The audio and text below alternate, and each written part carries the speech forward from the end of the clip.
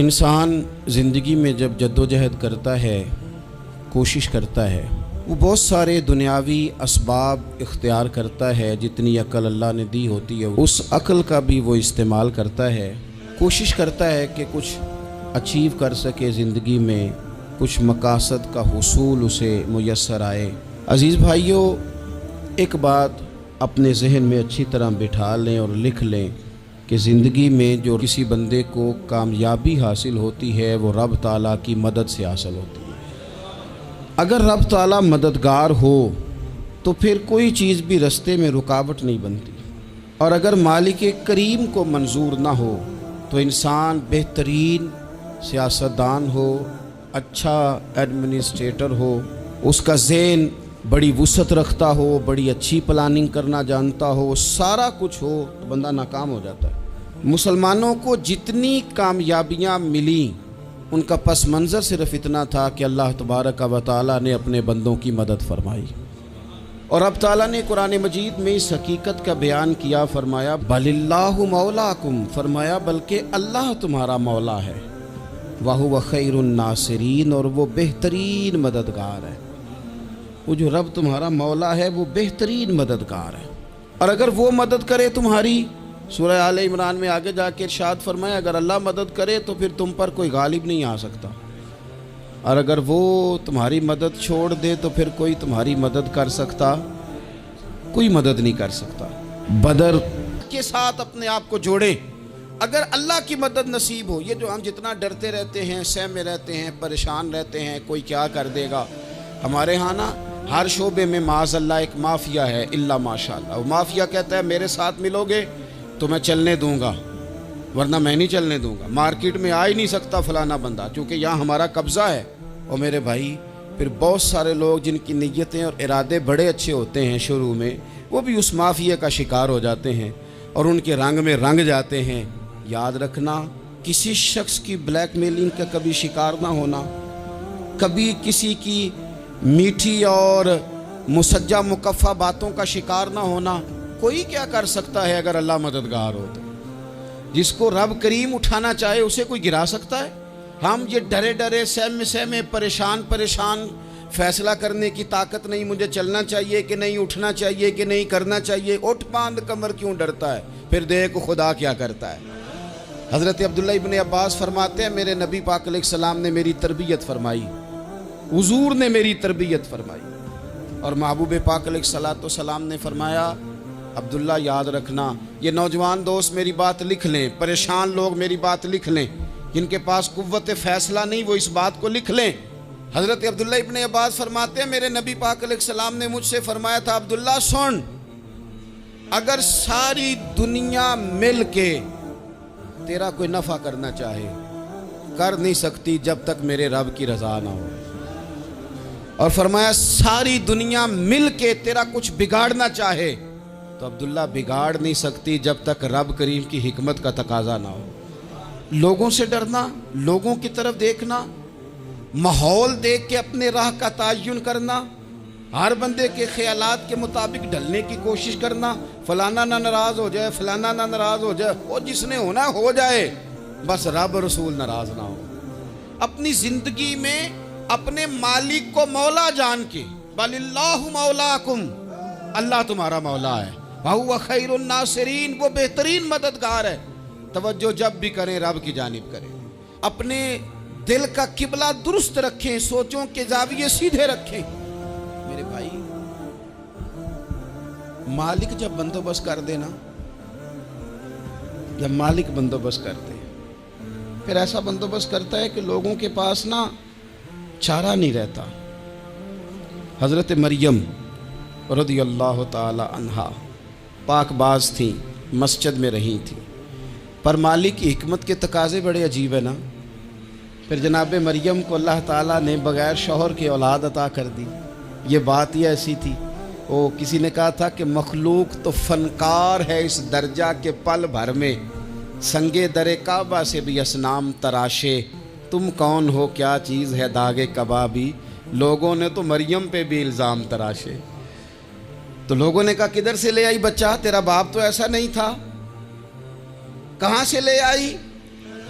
اللہ کرے میں آپ کو سمجھا سکوں، ذرا اپنے آپ کو وہاں کھڑا کریں کہ ایک پاک باز عورت، پاک باپ کی بیٹی، طیب ماں کی بیٹی اور اللہ کے گھر میں پرورش پانے والی خاتون، ایک وہ وقت اور ایک یہ وقت کہ اس عورت کو کٹہرے میں کھڑا کر کے پوچھا جا رہا ہے کہ معاذ اللہ تیری گود میں بچہ جائز نہیں ہے، کہاں سے لائی ہے؟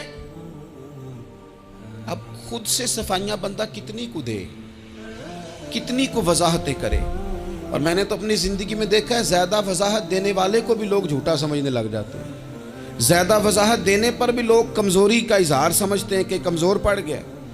آپ صلح کی کوشش کرتے ہیں، سامنے والا بزدل سمجھ لیتا ہے. زیادہ وضاحتیں بھی کمزور کر دیتی ہیں. اب حضرت مریم کو کٹہرے میں کھڑا کر کے کہا بچہ کس کا ہے؟ تو پھر خدا بندوبست جب کرے، اللہ جب مددگار ہو، تو پھر حضرت مریم کی گواہی درختوں سے نہیں دلوائی، اس نے پتوں سے نہیں دلوائی، پھر فرشتے نہیں بھیجے. حضرت مریم کہنے لگی مجھ سے نہ پوچھو، وہ جو پنگوڑے میں ہے اسی سے پوچھ لو، ان سے پوچھو نا، وہ کون ہے پوچھ لو، ان سے کر لو سوال. انہوں نے کہا پنگوڑے میں چند دنوں کا بچہ یہ جواب دے گا؟ مددگار تھا رب. ان کی برات کا اعلان کرنا تھا مالک نے، اور جب مالک اعلان کر دے، جب مالک تیری صفائی دینا چاہے، جب مالک تجھے دنیا کے سامنے نکھارنا چاہے، تو پنگوڑے میں لیٹے حضرت عیسیٰ بول کے کہنے لگے انی عبداللہ آتانی الکتاب، فرمایا میں اللہ کا بندہ ہوں، رب نے مجھے کتاب عطا کر کے نبی بنا کے دنیا میں بھیجا ہے. میں اللہ کا بندہ ہوں، کتاب لے کے آیا ہوں، نبی بن کے آیا ہوں. پھر پنگوڑے سے اعلان ہو گیا، پھر بچہ بول پڑا. اور یہ ایک دفعہ نہیں بات ہوئی، یہ بنی اسرائیل میں ایک جریج نام کے شخص بھی تھے جو نماز پڑھ رہے تھے. بعض نے لکھا ہے نفل نماز تھی. اماں نے پکارا تو آئے نہیں، تو ماں کے منہ سے نکل گیا تو اتنی دیر تک مرے گا نہیں جب تک کسی بے حیا عورت کا منہ نہ دیکھ لے. تو وہ عبادت گزار تھے، لیکن لوگوں نے ان کی عبادت، ریاضت، پرہیزگاری کو نہیں دیکھا. بس ایک عورت کو بھیج کے الزام لگوا دیا. وہ عورت آیا جایا کرتی تھی، اب آ جاتی ہیں عورتیں، مسئلہ پوچھنے کی نیت سے بھی آ جاتی ہیں. ماحول میں کچھ جگہ ایسی بھی ہیں جہاں عورتیں دم کرانے کے بہانے آ جاتی ہیں. وہ خاتون آتی جاتی تھی اس خانقاہ پہ، آستانے پہ، یہ بخاری میں موجود ہے.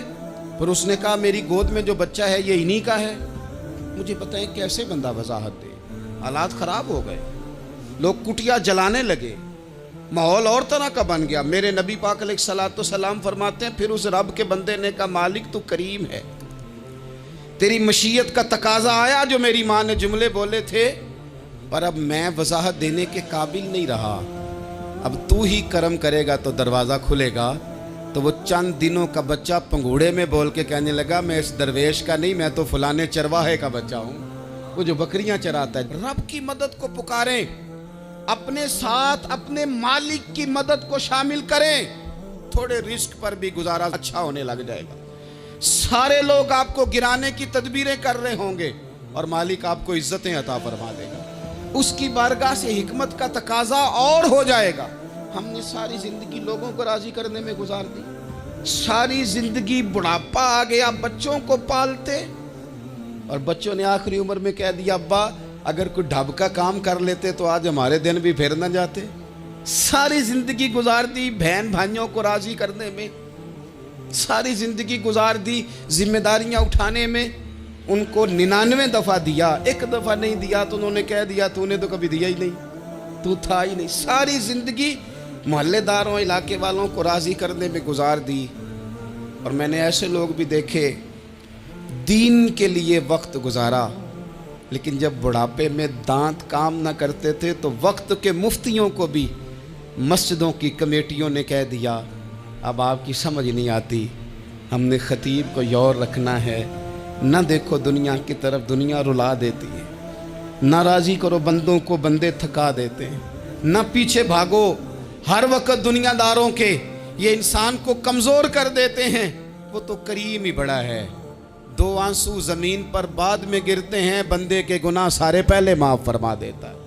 اللہ کی مدد کا حصول، اپنے مالک کی مدد کی طرف بڑھنا، آپ کو بدر کی جنگ بھی یہی درس دے گی، آپ کو احد کا میدان بھی یہی سبق دے گا، فتح مکہ بھی یہی سبق دے گا۔ میرے دوستو، جب رب مدد فرمائے، جب اللہ مددگار بنے، دوستوں سے ایک بات اکثر کرتا ہوں، میں کہتا ہوں کہ جتنے درد سے آپ امیر کو اپنی کہانی سناتے ہیں نا، اور جس طرح آپ کے آنسو بات کرنے سے پہلے گر جاتے ہیں کہ غریب ہیں، بچیاں ہیں، کاروبار نہیں، او میرے سنگیو، اس سے آدھے آنسو اپنے رب کی بارگاہ میں بکھیرو، اس کے حضور عرض گزار ہو جاؤ، اس سے طلب کرو۔ ایک وقت انسان پر زندگی میں ایسا آتا ہے کہ اسے یوں محسوس ہوتا ہے کہ میرا سایہ بھی ذرا سا پیچھے ہٹ گیا ہے، اسے یوں لگتا ہے کہ میں کسی سہارے پہ ہاتھ ڈالتا ہوں تو وہ بھاگ جاتا ہے مجھ سے، لیکن مالک کی بارگاہ ایسی عظیم بارگاہ ہے، رب رسول کے آستانے اتنے بڑے ہیں کہ آپ جب وہاں کشکول طلب دراز کرتے ہیں تو جھولی پھیلانے میں دیر لگتی ہے، ان کو بھرنے میں تو کوئی دیر نہیں لگتی۔ ہم نے اپنا سوچ کا قبلہ ہی دنیا کو بنا لیا ہے۔ یہ جو اللہ والوں کی مدد ہے، یہ تو ہے اللہ ہی کی مدد ہے، لیکن یہ جو سیٹھوں کی طرف توجہ کرنا، نوابوں کی طرف توجہ کرنا، دنیا داروں کی طرف توجہ کرنا، اور اپنا مزاج اس طرح کا بنا لینا، یارو گردن کو جھکا دیتا ہے خیرات کا پتھر، جہاں میں مانگنے والوں کے سر کبھی اونچے نہیں ہوتے۔ اور اقبال کہتے ہیں غیرت ہے بڑی چیز جہان تگ و دو میں، پہناتی ہے یہ فقر کو تاج سردارا۔ میں عرض کروں گا کہ اپنی آپ جب توجہ کا قبلہ اللہ رسول کو بنائیں گے تو رب فرماتے ہیں وَيَرْزُقْهُ مِنْ حَيْثُ لَا يَحْتَسِبُ، میں نہ تجھے وہاں سے رزق دوں گا جہاں سے کبھی تیرا گمان بھی نہیں گیا ہوگا، یہاں سے بھی مل سکتا ہے، تو نے سوچا بھی نہیں ہوگا۔ بخاری شریف میں حدیث ہے، حضرت جابر ابن عبداللہ فرماتے ہیں نبی پاک صلی اللہ علیہ وسلم نے 300 لوگوں کا ایک لشکر روانہ کیا کسی مہم کے لیے، کسی جہاد کے لیے۔ حضرت ابو عبیدہ بن جراح رضی اللہ تعالیٰ عنہ امیر لشکر تھے۔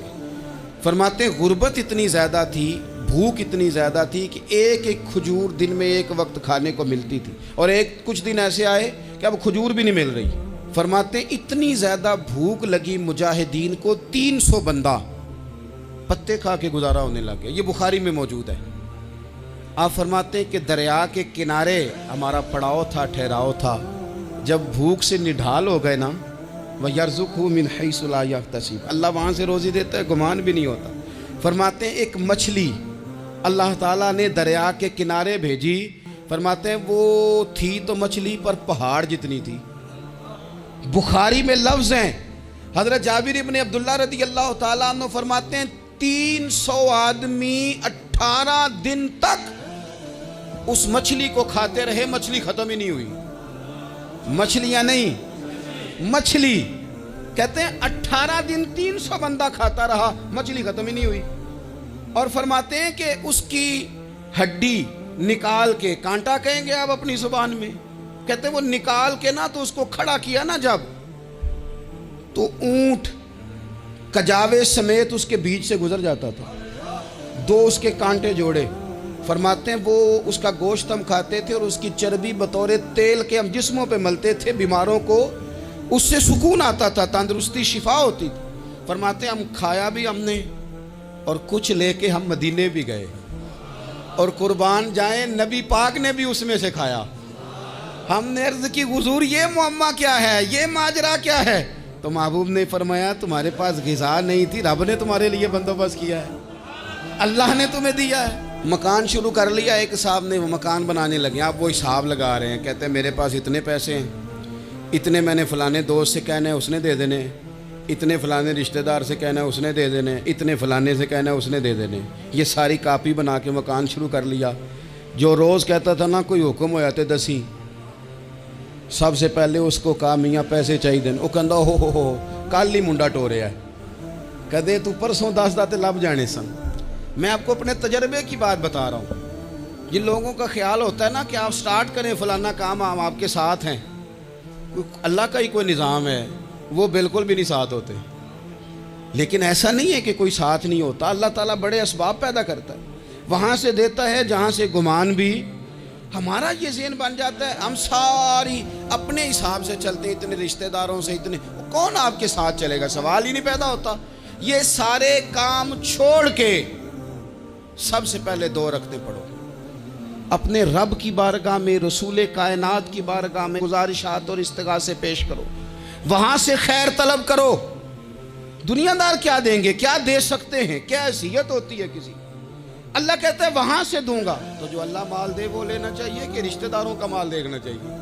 جو اللہ دے وہ لینا چاہیے کہ سیٹھوں نوابوں کی جیبیں دیکھنی چاہیے؟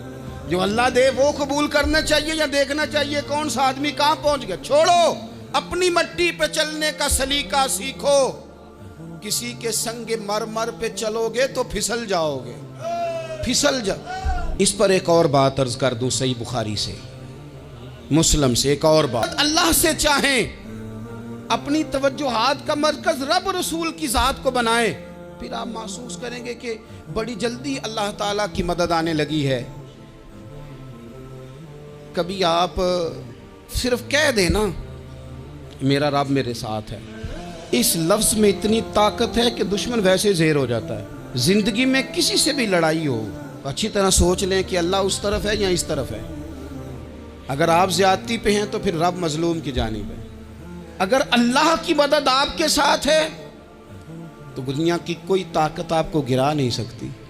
اور اگر آپ مظلوم کے مقابلے میں ظالم بن کے آپ کھڑے ہو گئے ہیں اور آپ نے رویہ وہ اختیار کیا ہے کہ جس میں مدد نہیں آئے گی، تو پھر یاد رکھ لیں کہ آپ کوئی بھی ہیں، کہاں بھی ہیں، آپ کمزور ہیں۔ طاقتور تھے ابتدائے اسلام میں، ظاہری طاقت تھی کفار مکہ کی گہرائی ہے کہ حضرت زنیرہ بول کے نا اتنی قوت سے بولی، اتنی طاقت سے بولی کہ پورے کفر پر لرزہ طاری ہو گیا۔ فرمانے لگی تمہارے بتوں کی کیا اوقات ہے کہ وہ میری بینائی لے جائیں، یہ میری رب کی حکمت کا تقاضا ہے۔ جب تک اس نے چاہا زنیرہ دیکھتی رہی، اور جب اس نے چاہا زنیرہ کی آنکھوں کی بینائی چلی گئی، اور اگر وہ چاہے گا نا تو بینائی واپس بھی کر دے گا۔ اگر ہو ذوق یقین پیدا تو کٹ جاتی ہیں زنجیریں، اگر وہ چاہے گا تو بینائی آ بھی جائے گی۔ حضرت زنیرہ نے رات کو یہ لفظ کہے، ابو جہل اور سارے کفار ڈر کے سن کے چلے گئے، آپ اطمینان سے آ کے بستر پہ سوئی۔ جب سویرے اٹھی تو اللہ نے آنکھوں کی روشنی واپس کر دی تھی۔ آنکھوں کی اب چھڑی پکڑی ہے، بازاروں میں گھومتی ہے، کہتی ہیں بلاؤ کدھر ہے تمہارے نات و منات، دیکھو میرے رب نے روشنی واپس کر دی۔ آ کر میرے ساتھ ادھر آ، ستمگر ہنر آزمائیں، تو تیر آزما ہم جگر آزمائیں۔ بیمار لوگوں یاد رکھو، کہہ دیا ڈاکٹر نے کہ تو بڑا بیمار ہے، تو بڑا کمزور ہے، یہ ہو گیا وہ ہو گیا، تو ڈاکٹر اپنے علم کے مطابق بات کر رہا ہے، ہوگا تو وہ جو میرا رب چاہے گا۔ کمزور ہو جانا، پریشان ہو جانا، تکلیف میں آ جانا، پتہ نہیں بات ہو گئی ہے تو جانے کیا ہو جائے گا۔ اپنی زندگی کے اندر اپنے رب سے رشتہ مضبوط کریں، رسول کائنات سے رشتہ مضبوط کریں، اللہ والوں سے رشتہ مضبوط کریں۔ حضرت زنیرہ نے پیغام دیا کہ زندگی میں جو جینا چاہتے ہیں تو وہ رب کا نام لے کے جی سکتے ہیں، جو اپنی زندگی میں خوشیاں دیکھنا چاہتے ہیں تو رسول اللہ کے نام پر خوشیاں دیکھی جا سکتی ہیں۔ توکل کی بنیاد پر بندہ خوشیاں لے سکتا ہے، اور اگر انسان میں توکل نہیں ہے تو پھر وہ اس کالے جادو سے بھی ڈر رہا ہے، وہ نیلے سے بھی ڈر رہا ہے، وہ پیلے سے بھی ڈر رہا ہے، وہ فلانے سے بھی ڈر رہا ہے، وہ میرے خلاف فلانا رشتہ دار سازش کر رہا ہے تو ڈر رہا ہے، فلانا میرے بارے میں یہ کر رہا ہے تو ڈر رہا ہے، وہ پتہ نہیں دنیا ادھر ہو جائے گی تو کیا ہو جائے گا، اٹھ باندھ کمر کیوں ڈرتا ہے، پھر دیکھ خدا کیا کرتا ہے۔ تو اس ساری گفتگو کا نچوڑ آپ کو یہ عرض کیا ہے، سب سے پہلے تو یہ کہ میدانوں میں مدد بھی اللہ کی، رزق میں مدد بھی اللہ کی، فصلیں خشک ہوں تو مدد پھر بھی اللہ کرے، تو پھر ساری مدد، اور اگر انسان بیمار ہو تو پھر بھی مدد اللہ کی۔ تو اپنے اللہ کی جانب توجہ کو بڑھائیں، آپ اللہ سے مدد کے سوالی بنیں۔ ترمذی کی ایک حدیث ہے، میں آپ کو زندگی کا تجربہ بتاتا ہوں کہ جب میں بڑا پریشان ہوتا ہوں تو یہ والی روایت کھول لیتا ہوں، مزہ دیتی ہے۔ میرے نبی پاک علیہ السلام نے فرمایا اپنے دکھ سیٹھوں نوابوں کو نہ کہنا، مالداروں کا نہ کہنا، ورنہ اللہ تمہیں کبھی غنی نہیں کرے گا۔ فرمایا اپنے دکھ اپنے رب کی بارگاہ میں عرض کرنا، جلدی کرے یا دیر سے کرے اللہ تمہیں لوگوں سے بے نیاز کر دے گا، اللہ تمہیں غنی کر دے گا۔ رات کو بیٹھو نا اس کی بارگاہ میں، اسے دکھڑے سناؤ، چھوٹی چھوٹی باتیں۔ حضور نے فرمایا نمک بھی مانگو تو رب سے مانگو، چھوٹی چھوٹی بات سے شروع کرو نا۔ جب بندہ شروع کرتا ہے نا چھوٹی چھوٹی چیزیں تو بڑی ساری چیزیں یہ اس طرح ہوتا ہے جیسے بندہ رب سے گفتگو کر رہا ہے، مالک مجھے یہ چاہیے، مالک میں یہاں کمزور ہوں، اللہ میں یہاں پریشان ہوں۔ آپ یہ کر کے تو دیکھیں، لمبی لمبی دعائیں مانگ کے تو دیکھیں، اس کے حضور جڑ کے تو دیکھیں، آپ دیکھیں گے راحت کتنی ہے، سکون کتنا ہے۔